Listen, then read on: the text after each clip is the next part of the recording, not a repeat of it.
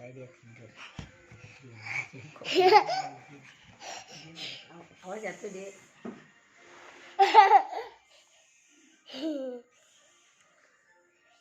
Ngorok ceritanya yang ngorok. Oh kakak bubuk kuning Bubuk kakak katanya di sebelahnya bubuk.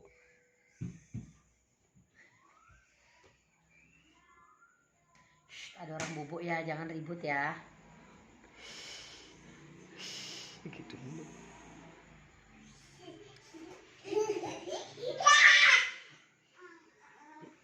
Anak ditanya sama anaknya gadingnya nomor 2, mungkin main ya waktu ini.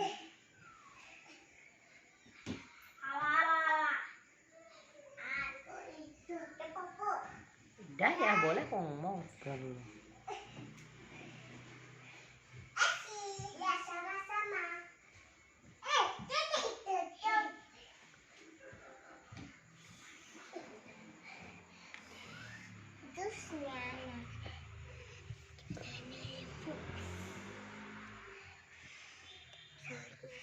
ngorok.